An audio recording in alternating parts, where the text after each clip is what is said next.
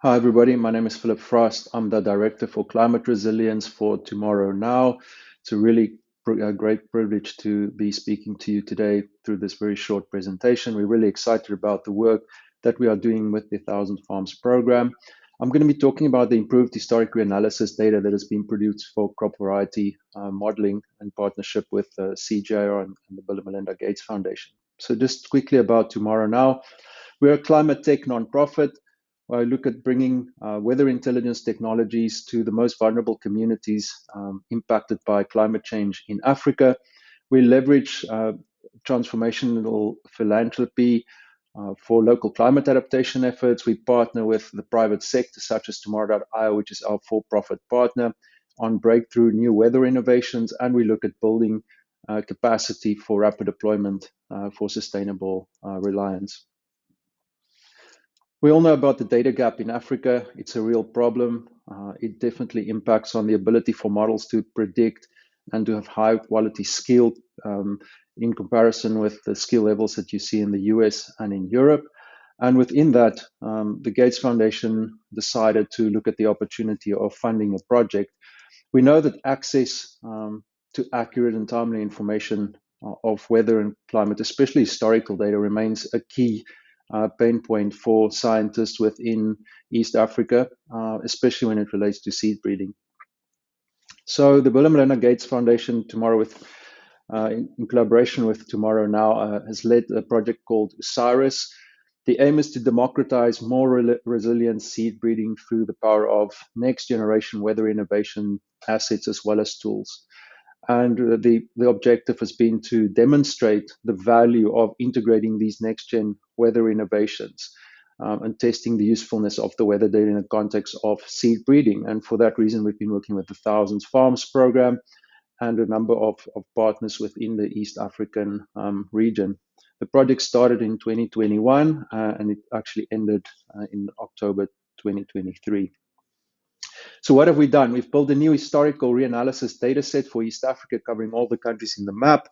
We've used Tomorrow.io's next-gen weather innovation technologies for modeling and use of satellite technology. It's a 10-year historical reanalysis data set going from 2012 to 2022. And the big difference is it's run at a 4-kilometer spatial resolution. Now, Tomorrow's abilities with the new constellation of 30 satellites that's being launched as we speak, as well as the modeling initiatives with WRF model, has enabled us now to develop this new historic data set for testing purposes. On the left is a typical 50 by 50 kilometer pixel of 22 degrees Celsius temperature at 2 o'clock in the afternoon. And that's from the NASA MERA 2 model that's typically used for crop variety modeling by CGIAR.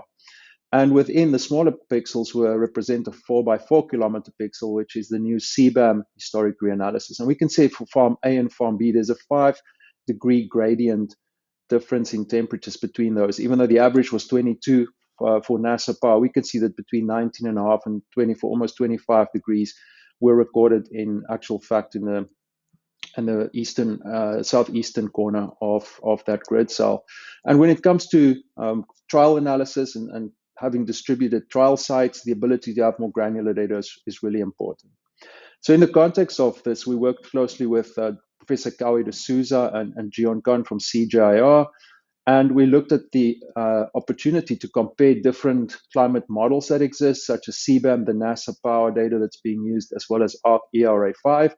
And we looked at both groundnuts and beans across Tanzania and Rwanda, and looking at the aspects of enhanced crop variety evaluation. For one of the key outcomes was to evaluate the impact and the accuracy of CBAM versus these other data sets by integrating the farmer field breeding assessments from the 1,000 Farms program into an analysis model for benchmarking. Objective was to evaluate the agroecological zones as it resulted for the 3 different climate data sets under 2 variable selection strategies, forward and mixed selection. The objective was to assess the goodness of fit of these data sets and to obviously analyze the results for this correlation between the different countries. I'm not an expert in this field, so I would leave this to Kawi de Souza to provide more context, but what we saw was, especially with the NASA power, the current model that is being used, this was an example for, in fact, looking also at potatoes and beans in Rwanda. We saw that the model was able to produce normally standard 3 nodes and was able to differentiate the different variety classes, as can be seen on the left. If we run the same region, but use the CBAM model, this is now the 4-kilometer model, we were able to derive a much more complex model, which consists of 9 different nodes. And there we saw especially the impact of temperature.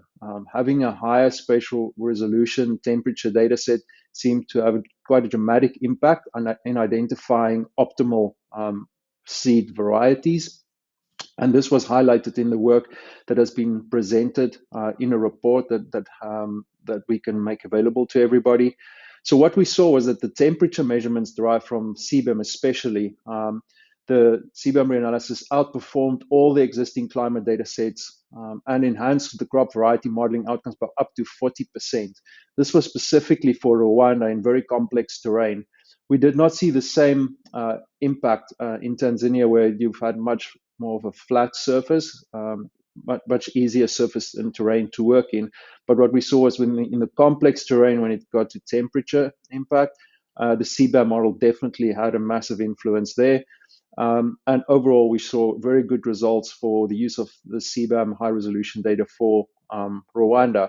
One interesting aspect is that the rainfall and solar radiation measurements was at times as good or sometimes below par when it came to the CBAM compared to the NASA model. And within that, we are working on a phase 2 program, which will involve a lot of bias corrections to further improve the rainfall and solar radiation measurements.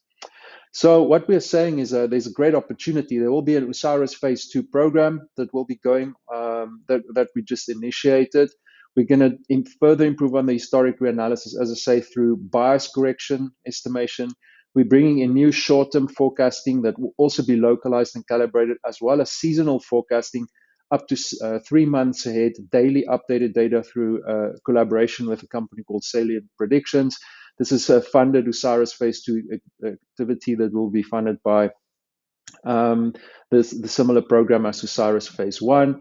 And within that, we will also be developing a global access portal through which all of this information will be made available, packaged through localized bundles. Some of the key learnings, and I'm running over time here, but what we've found is that the private sector definitely has a massive role to play and can help improve the data gap and support R&D efforts within the region. And what we've seen is there are 6 key factors influencing the adoption of weather and climate data tools across the breeding ecosystem. And of that, better data accessibility, better APIs is a critical aspect, more efficient APIs to allow scientists and users to access, manipulate, and work with the different data streams that's available, improving the data quality, ensuring data relevance, make sure that data is timely, and that the presentation is there, as well as it is affordable for people to use. And with that, thank you very much, and I hope you have a great day.